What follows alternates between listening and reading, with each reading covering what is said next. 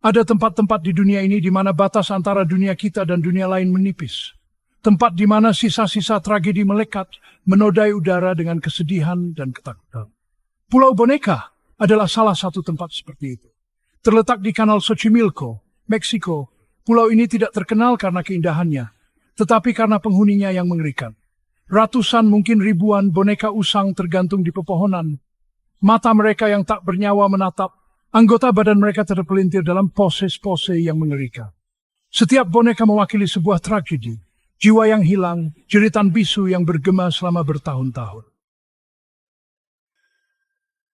Ana, seorang sejarawan yang tertarik dengan masa lalu kelam pulau itu, meyakinkan adiknya Daniel, seorang skeptis yang haus akan petualangan, untuk bergabung dengannya. Mereka berdua telah lama mendengar cerita-cerita menyeramkan tentang pulau itu, dan Ana merasa bahwa ini adalah kesempatan untuk mengungkap kebenaran yang tersembunyi di balik legenda tersebut. Clara, seorang wanita sensitif yang mengaku memiliki kemampuan cenayang, ikut serta berharap menemukan penghiburan dari masa lalunya yang kelam.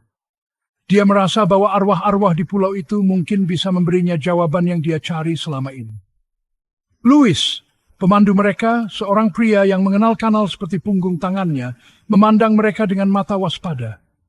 Dia telah membawa banyak kelompok ke pulau itu, tetapi tidak ada yang kembali tanpa rasa takut. Dia telah melihat terlalu banyak, mendengar terlalu banyak bisikan angin untuk menepis reputasi menyeramkan pulau itu. Setiap langkah yang diambil di pulau itu terasa seperti diawasi oleh mata yang tak terlihat. Daniel, tempat ini menyimpan banyak rahasia. Kita harus mengungkap kebenarannya. Aku yakin ada sesuatu yang lebih dari sekadar cerita hantu. Entahlah, Ana. Ini seperti mencari jarum di tumpukan jerami. Tapi, ya sudahlah. Kita lihat saja nanti. Aku hanya berharap kita tidak menyesal datang ke sini. Aku bisa merasakannya. Ada sesuatu di sini yang perlu dipahami. Energi di tempat ini sangat kuat.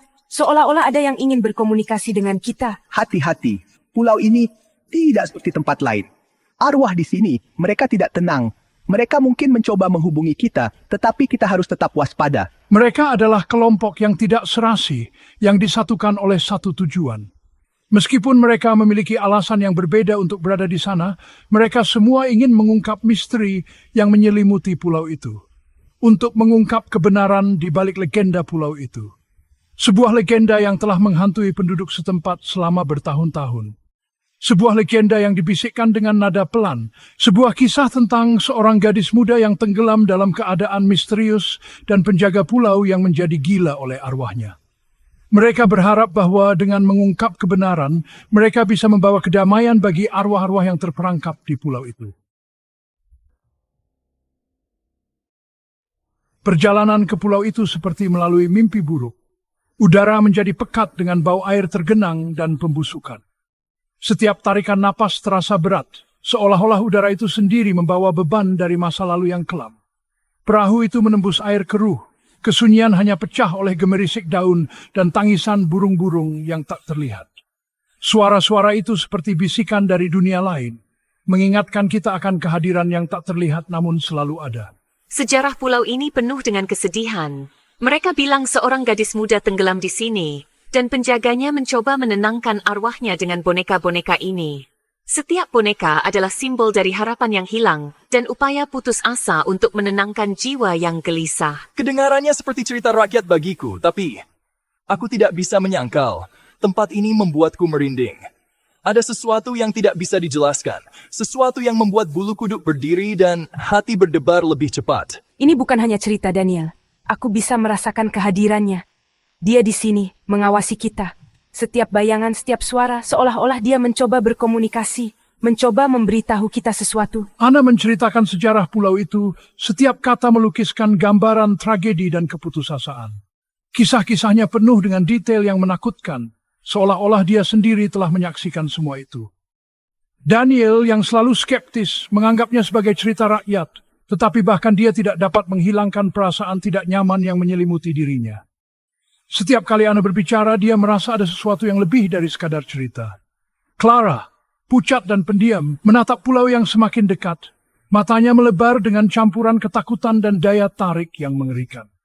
Dia merasakan tarikan misterius dari pulau itu. Seolah-olah ada sesuatu yang memanggilnya. sesuatu yang tidak bisa dia abaikan. Menginjakan kaki di pulau itu seperti melangkah ke dunia lain. Udara menjadi berat, dipenuhi dengan energi yang terasa. Boneka-boneka dalam berbagai tingkat pembusukan tergantung dari setiap permukaan yang tersedia. Beberapa anggota badan hilang, isian mereka tumpah seperti isi perut. Yang lain relatif utuh, mata mereka yang dicat sepertinya mengikuti setiap gerakan kelompok itu. Ini dia, perhatikan langkahmu. Arwah, mereka bisa pendendam. Mereka memulai penyidikan mereka, mendokumentasikan boneka-boneka itu menjadi pengamatan mereka. Keheningan hanya pecah oleh bunyi klik kamera dan gemerisik buku catatan. Tapi berhasil mulai tumbuh. Perasaan diawasi, dihakimi oleh mata boneka-boneka yang diam dan tidak berkedip. Jauh di lubuk hati pulau, mereka menemukan sebuah tanah lapang. Di tengah, di bawah pohon tua yang keriput, tergeletak satu boneka. Tidak seperti yang lain, yang satu ini masih asli, seolah-olah baru saja ditempatkan. Namun, matanya memiliki kualitas seperti hidup yang mengerikan. Setetes air mata menelusuri pipi porselennya. Aku langsung merasakan hubungan dengan boneka itu. Aku mengulurkan tangan, jari-jariku gemetar dan mengambilnya. Begitu kulitku menyentuh permukaannya yang dingin, gelombang energi melonjak melalui diriku. Penglihatan melintas di depan mataku, terfragmentasi dan mengganggu. Gambar gadis yang tenggelam tentang turunan penjaga pulau menjadi gila. Saat kegelapan turun, pulau itu tampak menjadi hidup. Bayangan-bayangan bergerak di antara pepohonan, menciptakan suasana yang mencekam.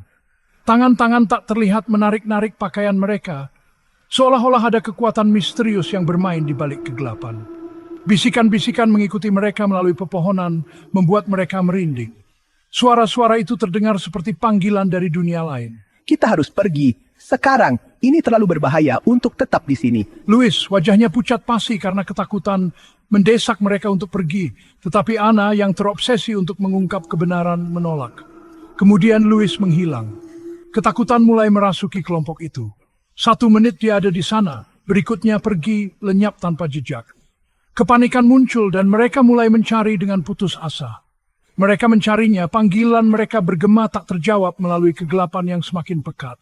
Setiap suara yang mereka buat hanya menambah rasa takut. Pulau itu English di mempakan tempat hadir suwek seringking idvenjet bedwu. Mereka meresi semangsa di sondet sebentunya ini. Lewis seemed tripped away. Suara yang mereka berge, tetapi tidak dijawab. Hanya keheningan yang menakutkan. Pulau itu seakan menelan tangan bis, kegelapan semakin mendikte mereka. Mereka sektu, mereka hampir habis. Putus asa mencari jawaban, Clara bersikeras untuk melakukan pemanggilan arwah. Mereka berkumpul di tempat terbuka, boneka itu ditempatkan di tengah lingkaran darurat mereka. Saat Clara memasuki trans, udara berderak dengan energi. Angin bertiup kencang, melolong melalui pepohonan seperti ratapan banshee. Sebuah suara, samar pada awalnya, lalu semakin kuat memenuhi tempat terbuka itu. Ia berbicara tentang tragedi, tentang patah hati, tentang jiwa yang tidak dapat menemukan kedamaian. Suara itu menyebut dirinya Agatha, gadis yang tenggelam, terjebak di pulau itu. Arwahnya terikat pada boneka yang dipegang Clara. Kisah Agatha terungkap. Dia berbicara tentang hidup yang terpotong pendek, tentang pengkhianatan kekasih, tentang tindakan putus asa yang menyebabkan kematiannya yang berair. Dia berbicara tentang penjaga itu, yang menjadi gila karena kesedihan dan rasa bersalah, yang mulai menggantung boneka untuk menenangkan arwahnya yang gelisah. Tapi Agatha merindukan kebebasan. Dia membutuhkan mereka untuk menghadapi masa lalu mereka sendiri, penyesalan dan ketakutan mereka sendiri. Hanya dengan begitu, dia dapat menemukan kedamaian dan melanjutkan hidup. Satu persatu, mereka mengakui rahasia terdalam mereka, aib tersembunyi mereka, suara mereka pecah karena emosi. Saat pengakuan terakhir meninggalkan bibir mereka, pulau itu menjadi sunyi. Angin mereda dan atmosfer yang menyesakkan terangkat. Boneka di tangan Clara menjadi hangat, memancarkan cahaya lembut yang menghibur. Kemudian dengan desahan, ia terdiam. Agatha telah pergi. Mereka menemukan Louis berkeliaran di dekat pantai, linglung tetapi tidak terluka. Dia tidak ingat apa yang terjadi setelah mereka tiba di pulau itu. Saat mereka meninggalkan pulau, Mantati Pribit Menstein Payan Panjang di atas air. Mereka Shul Spiel Merimlen seperti diri mereka sendiri. Mereka kembali ke kehidupan mereka, selamanya diubah oleh pengalaman mereka. Pulau itu telah menelanjangi mereka, memaksa mereka untuk menghadapi iblis mereka. Mereka membawa bekas luka bukan di tubuh mereka, tetapi di jiwa mereka, pengingat konstan akan kegelapan yang mengintai di bawah permukaan dunia ini. Dan bagaimana dengan Pulau Boneka? Itu tetap ada.